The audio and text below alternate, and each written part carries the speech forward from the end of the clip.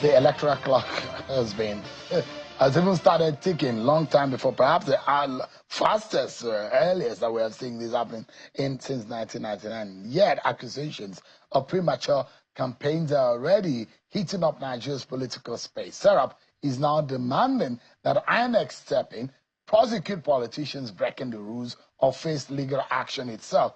At stake is not just the sanctity of our elections, but the rule of law, accountability, and the economic cost of a prolonged campaign season. With us tonight is the national chairman of the Inter-Party Advisory Council, Alhaji Yusuf Dantale, to help us unpack the legality, the politics, and the implication for Nigeria's democracy. It's good to see you, national chairman. Thank you. Good evening. What exactly is going on with some of you? Because you are the leader of the political parties. And when INEC is coming and say, the democracy we are running is at risk because of this early campaign, are you worried yourself about it? Thank you. Last week, we had a roundtable with organized by INEC with speakers, like the keynote speaker, like the former INEC chairman, Professor Tahiru Jega, members of the National Assembly, security agencies, and on political parties. So there was a lot of argument on what constitutes a pre-election campaign and what is not. But commonsensically, and what is applicable in the Electoral Act is that you don't campaign openly until 150 days to the election and 24 hours before the period of election. But here, we have situations where people campaign, you see billboards across, you see it everywhere, people come out using the paraphernalia of their offices to campaign, even though it's not about saying, okay, vote for this person or vote for that person.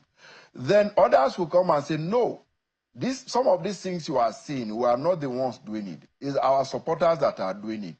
Yes, your supporters are doing it, but you can also tell whoever your supporters are, maybe denounce them that if you do this, I distance myself from this, it's not coming from me. It is very easy. So what I'm saying is that we should be able to separate governance from politics.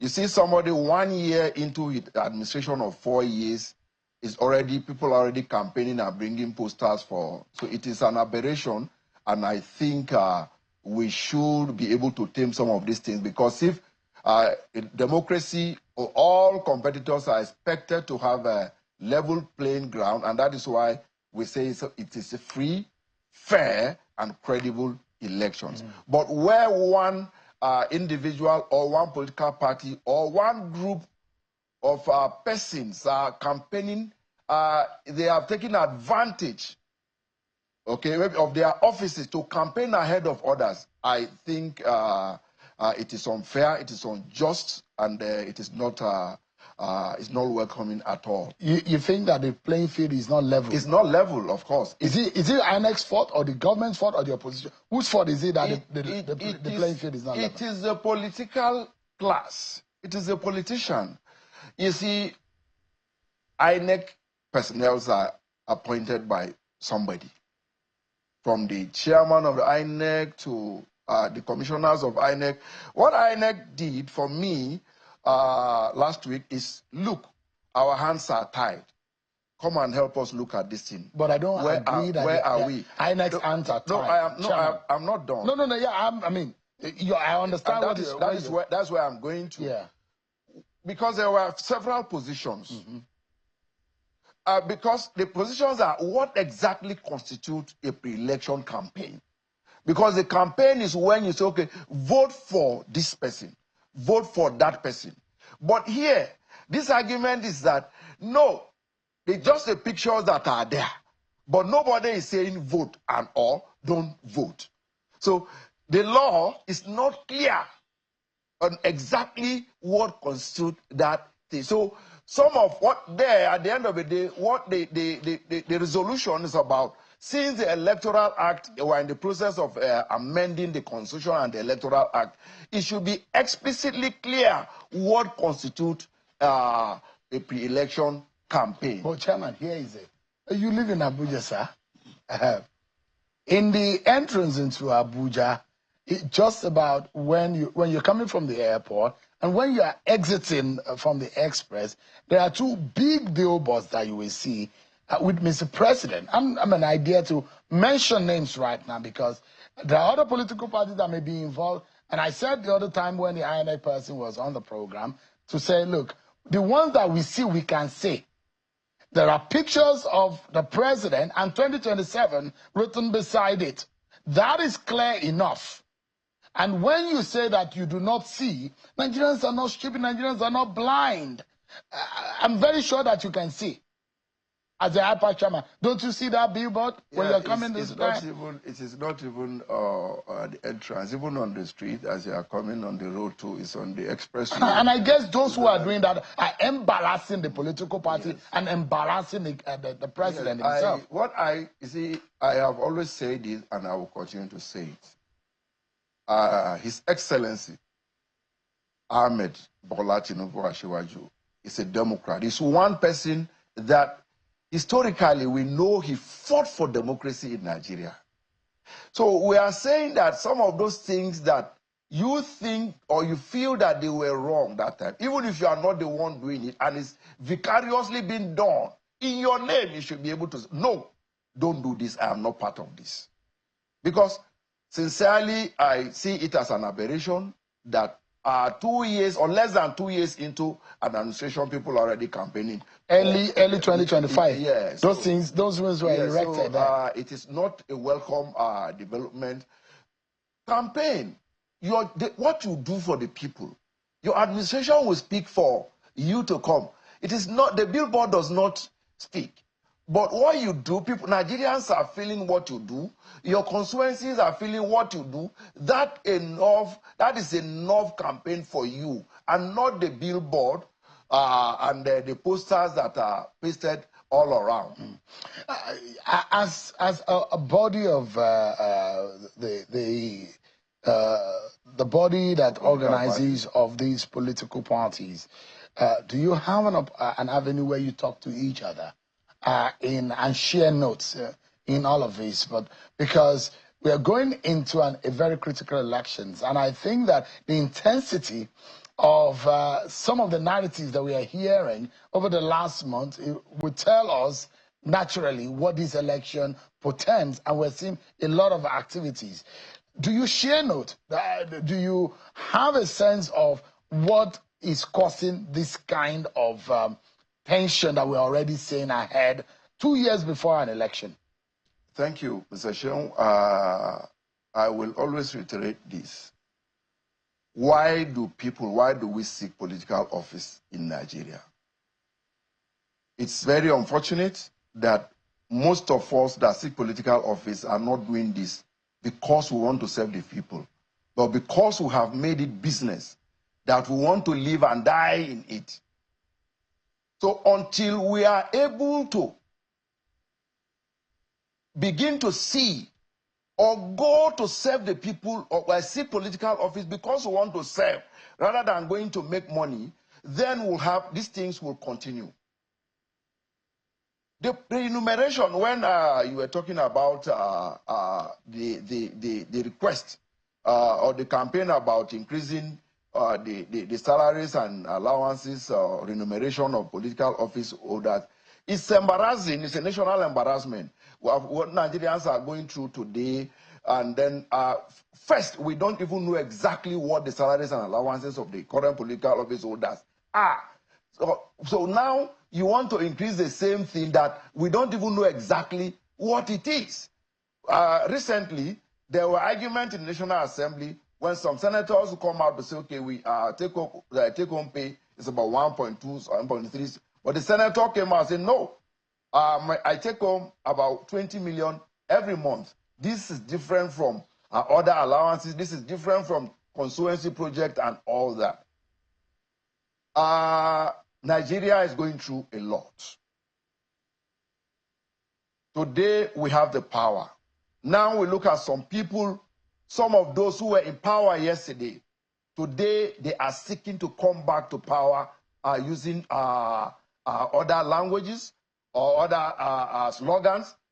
Yes, So if you are in power and you do not do what you are supposed to do that time, or embark on policies that will live beyond you or beyond your tenure, at the end of the day, the same positions that the people who were in power yesterday and want to return, you find yourself in that position of opposition. So it is a very simple thing. But I know that at the end of the day, Nigerians will do what is right. Let's take a quick break. And when we come back, I would like to know your views on the new political parties. Over 100 of them, but just about 20 or so have now been approved by IPAC. I'd like to get your view as how the 2027 narrative is being shaped with the activities that we have seen. Plus, there will be a new IPAC chairman by the time that you are celebrating Christmas and the New Year. Who will be appointing this person? Who will this new person be? And what would you say about the almost 8 years of Professor Mahmoud Yakubu in office? We'll be right back after this break, everyone. Join us again. Thanks so much, everyone, for staying with us. So, in the past few days, IPAC has now cleared 14 organizations in a pre-qualification period for as a political party organization. But what does this mean?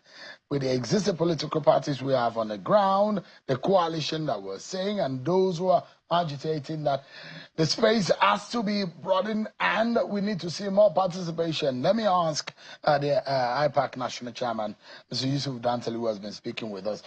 This, and every now and then we see the scrapping, the removal, the delisting of political parties. Now we have 14 people out of the over 100 who applied, groups and organizations who have applied to get a political party status. What do you make of it? Do we need more political parties, or we should build on the strength of the ones that are existing?